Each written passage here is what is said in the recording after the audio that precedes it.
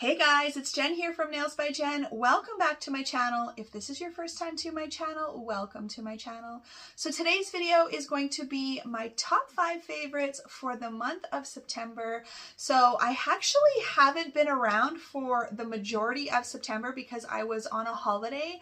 So I really kind of had to think what were items that I either used a lot of during the time that I was here, or items that I just really love and want to share with you that I may use a lot of in other months as well. So I was definitely able to come up with 5 things. It's not hard because I always seem to have some favorites that I use and things that I always want to share with you guys. So if this is something you're interested in, stick around, keep watching. As always, don't forget to click that like and subscribe for me. If you have any questions or comments, leave them in the comment section below, and let's get started.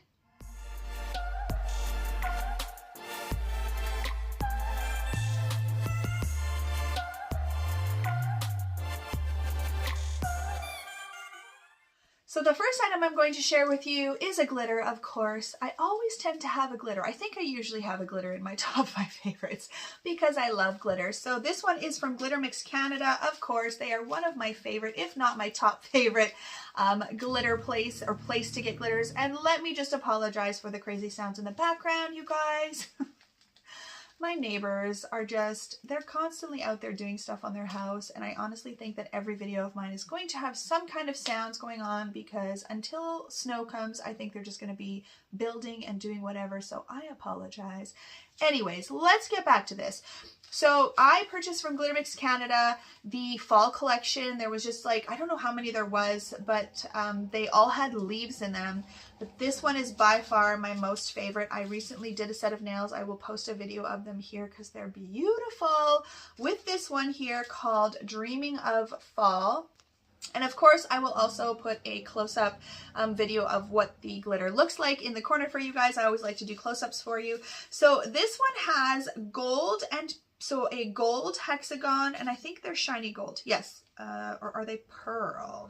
No, they're more of like a pearl gold hexagon, and then there's a matte peach hexagon, and then there's white leaves, there's iridescent leaves, and there are like a pink, pink sparkly shiny leaves as well. It's just so stinking pretty, you guys. I love this one. When I saw it on their website, I was like, oh my gosh, I absolutely need that. If anything, I need that.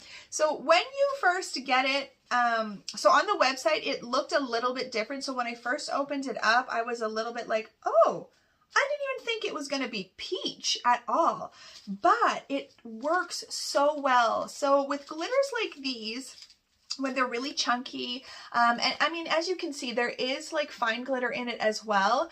But what I like to do, and you'll see in that video that I posted of the nails I did, is I like to put a fine glitter as the base, and then I will take this and I will just kind of scoop some of it out on my paper towel, and then I will pat it into that wet fine glitter. So you have sort of something underneath, a foundation underneath that will cover the nail, and then this just kind of adds like that dimension. So that's what I did on that set, and I used I think I used like a champagne gold. I think it was actually called champagne. I think I have it right here. Yes, it's actually called champagne from Glitter Mix Canada as well. So, ooh, that one is open. I better close that or we have an accident. So that's what I put underneath, and then like I said, I just kind of tapped in some of these glitters and I picked up individual leaves. And again, with the leaves, if they're not laying quite flat enough for you, you can just give them a little bend. If you're working with gel, you can definitely use the little flashlight method. So you put a layer of gel, you put your embellishments, whatever it is, your chunky glitter, your leaves, whatever, and then you push that flashlight on with the clear jelly stamper, and you push the light and it'll cure it down. But all I did with these little leaves is I just took some tweezers and I just kind of gave them a little bend, and then they lay nicer onto the curvature of the nail, and then I can encapsulate them. Because if you lay them totally flat and encapsulate them, when you go to file the nail and you file the nail round, you can end up filing out some of the edges of the leaves and stuff like that. So if you can give them a little bend, that'll work really well. So number 1 is Dreaming of Fall glitter from Glitter Mix Canada. All right, guys, so number 2 is going to be these A6 pouches from Amazon. So I actually got this idea from Talia. So I have this old A6 binder that I used to use for my planning. This was one that I just took with me on the road, and I had it put away for a long time, and I was like, how can I use this thing? Because I actually have quite a few of them. I have several other ones that just don't have the closure on them. And then Talia had posted that she was using these envelopes to put her larger decals in. So they work perfect in here. So the kit that I bought, I'm just looking here, has 20 pieces, and it was like 16 bucks Canadian, cheap as chips. So I have a ton of them left over. So one of the things that I would highly recommend you do is when you are putting them into the binder, you want to alternate the direction of the zipper. So they have a little zipper on them, like so, and it's very good quality. And then you just put your little thingies in here. So when you're putting them in your binder, you want to alternate the zippers, because if you put all of the zippers at one end, it's going to be really fat at one end and then skinny at the other. So by alternating them, it just lays completely even, right? So I have all kinds of things in here. I have striping tape in here, more striping tape. I have these holographic flames and butterflies. What else? More striping tape.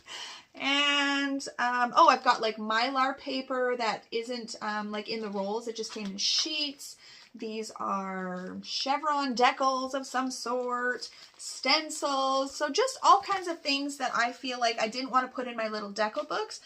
And then I actually have the extras in this container. I don't know where I got this container, you guys. I honestly think it was from a dollar store, or we have a place here called Bianca Amour's Liquidation, and I think I may have got it there for like $1, and they fit perfectly in here. So I just have all of my extra ones in here ready to go, and they work perfect. So I love these, you guys. So I absolutely highly recommend them. So I have everything linked in my Amazon store. I'll link that below for you guys.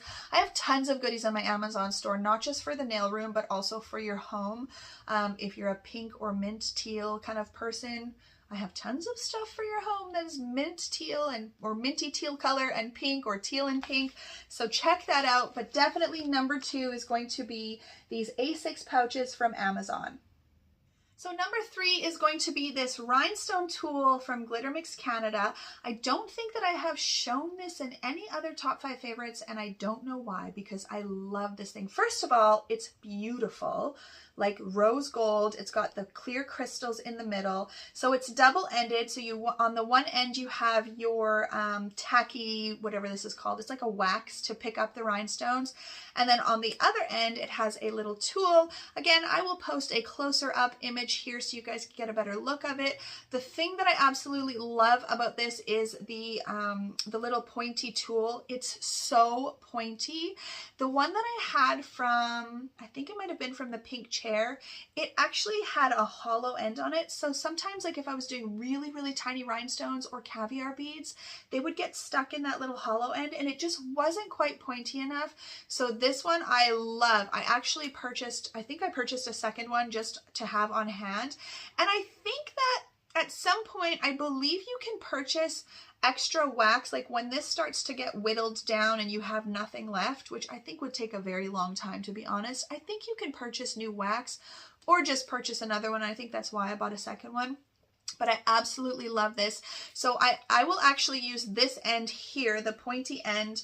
I also use their Bling It gel. So I will use this to kind of scoop up a blob of their Bling It gel and apply it to the nail. And then I will wipe this off. Then I will, and I just take the ends off so it's completely open. So then I will use my tacky wax end. I'll use that to place the rhinestones. And then I'll go back in with this and maneuver them around. It's just really a great tool. It's better than having to have 2 tools, which I used to use. I used to use a daughter, and then I also had, you remember those white pencils that we all used to use? I had that forever. And then I also had another style of a wax pencil, but it was just a pencil and I had to keep sharpening it when it would kind of whittle down. It was from eBay or something. So I've upgraded to this baby and I do not regret it. Again, I have a coupon code for Glitter Mix Canada. I will post it here for you guys. I will post it below for you guys. I will post the link to this. I hope they still carry these and have them in stock because I've had this forever, but I absolutely love this. So number 3 is definitely going to be my Rhinestone Tool from Glitter Mix Canada. All right, guys, so number 4 is going to be a gel polish from Madam Glam. You guys know I love Madam Glam gel polishes, and this is actually my 3rd bottle of this, so I absolutely had to share it with you. I just purchased my 3rd bottle, so this is a brand new one, and the name of this one is Back to Cali. I hope it'll show for you guys, but I will again obviously post a close-up view for you guys. So this is like the most perfect taupey nude color. I will post some videos or images of nails that I have used this color. It looks great matte, it looks great shiny, it looks great matched with so many colors, and I use it all throughout the year. I don't just use it in the fall. I use it a lot in the fall obviously, but I will use it throughout the year. I've done it with like neon yellow and leopard print, looks amazing. I've done it with red, looks amazing. You can do it with really any thing. I honestly don't think I've ever tried to pair it with a color and it didn't look good. Dark teal or bright teal, it just is an amazing universal color. So they had another one that was called, I believe, Workaholic. And I had originally purchased both of them when I first purchased my first batch of Madam Glam. I purchased both of them because they looked so similar on the website and I wasn't sure which one I would like. They were nearly identical. I'm not sure if they still carry Workaholic or not. So if you go onto the website and you look for what is this one called? Sorry, Back to Cali, and they don't have it in stock, you could also search Workaholic and see if that one is in stock or vice versa, because they are really nearly identical and they're just amazing. I always do 2 coats of Madam Glam and make sure you do them fairly thin just so that they really, really cure. And one thing that I will mention to you guys, I'm just thinking of it on the top of my head here, is when I'm curing my clients' nails with gel polish, I always do my thumbs separately, right? To make sure that they're sitting flat in the light, because when you put your hands in the lamp, your thumbs are kind of at an angle. And yes, our lights do have, or our lamps, excuse me, do have bulbs that go all the way around.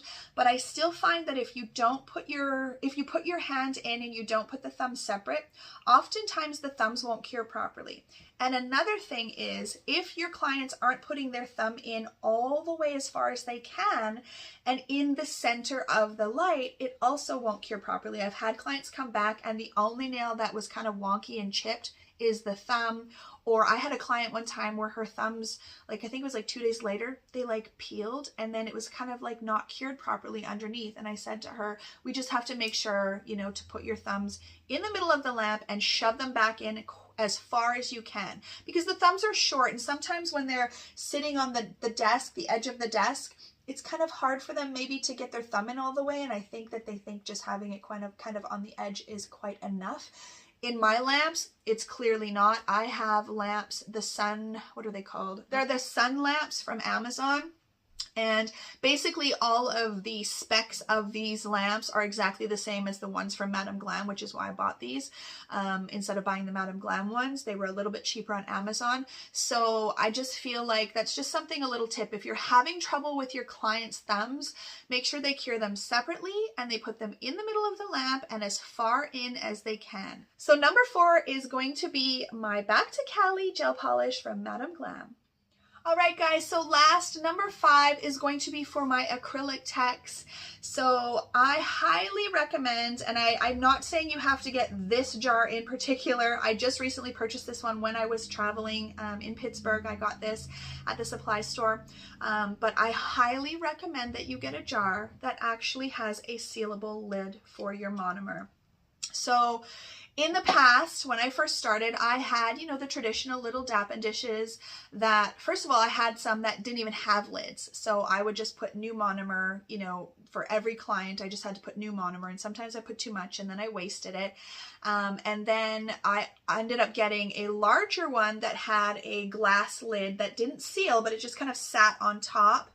And those I think are okay, but in my opinion, they still sort of release vapors. I think they still evaporate a little bit.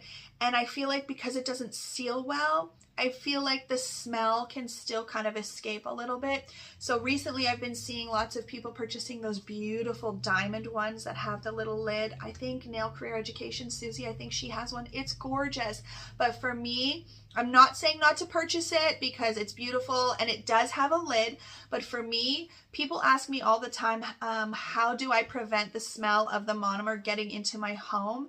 And this is one of the reasons my house does not smell like monomer, because I don't have my jar open at all when I'm not using it. It's literally sealed up. There's no smell. Like it doesn't even smell.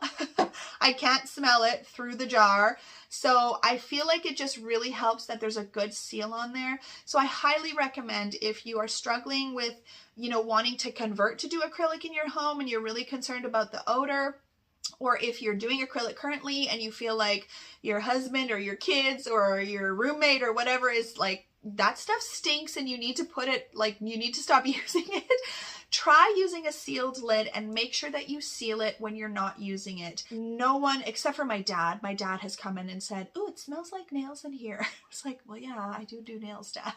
But I've had clients who were previous gel clients only. They only got gel. And, you know, they've said to me, they've made the comment that, you know, I was so nervous to come get my nails done because you said you did acrylic. And anytime I've gone to those other places, the smell was just so strong. And I was worried it was going to be too strong and bother me. And it doesn't smell at all. So I just highly recommend, like I said, getting a jar that has a sealable lid, something that, and it's great too, because if you drop it, I have actually dropped this on the floor. Well, not this one, but my old one, and it doesn't spill, right? It's just a safety precaution as well, so you don't waste your monomer. So you also want something that obviously has a wider base, so it's not going to tip over when you, I'll just use this as an example, when you are releasing the liquid from your brush and pressing against the wall, you don't want it to be tipping over. So you want to have something that has a bit of a wider base. It's quite a solid foundation. It's got a solid base to it. It's not going to tip over or anything like that or spill.